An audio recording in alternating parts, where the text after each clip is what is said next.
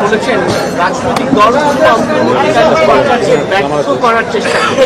জি, রাজনৈতিক দলগুলো অন্তর্বর্তী সরকারকে ব্যর্থ করার চেষ্টা করছে। আমি জানি না কী ধরনের বলেছেন, কী বলেছেন তা জানি না, কিন্তু ওনার এই বক্তব্য এটা রাজনীতি বিরোধী বক্তব্য এবং আমি আশা করি না যে তারা এই ধরনের বক্তব্য রাখবেন। কারণ রাজনৈতিক দলগুলো সবসময়ই এই অন্তর্বর্তী সরকারকে সমর্থন করেছে এবং সমর্থন করার উদ্দেশ্য একটা আছে, এটা হচ্ছে গণতন্ত্রকে পুনঃপ্রতিষ্ঠা করা, রেস্টোরেশন অফ ডেমোক্রেসি। সেটার জন্যেই আমরা কাজ করছি 15 বছর ধরে।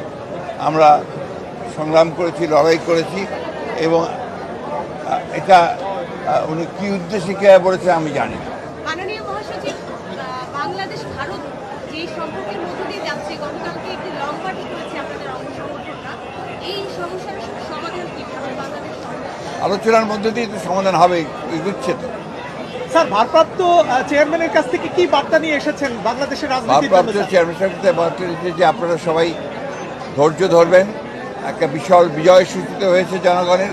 এই বিজয়কে ফলপ্রসূ করতে হলে অবশ্যই সকলকে ধৈর্য ধরে কাজ করতে হবে এবং গণতন্ত্রকে পরিষ্কার করতে হবে এবং গণতন্ত্রের যেটা প্রথম পদক্ষেপ ফটক, সেই ফটকে যে নির্বাচনের জন্য সকলকে প্রস্তুতি নিতে হবে। উনি কবে নাগাদ দেশে ফিরবেন এটা নিয়ে ইঙ্গিত দিয়েছেন? ওনার যখন সুযোগ হবে, অর্থাৎ আপনার মামলা মোকদ্দমাগুলো শেষ হয়ে চলে যাবে।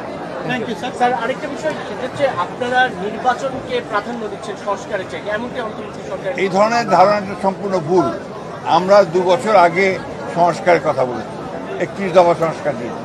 তারও আগে 2016 সালে আমরা আপনার ভিশন ফর আপনার BNP 2030 দিয়েছিলাম এবং আমরা এখনও বলছি যে আমরা ন্যূনতম সংস্কারগুলো করে নির্বাচন দেওয়ার জন্য। এই জন্যে যে বাংলাদেশে যে সমস্যাগুলো তৈরি হচ্ছে, এই সমস্যাগুলো নির্বাচিত সরকার ছাড়া সমাধান করা বেশ চ্যালেঞ্জিং।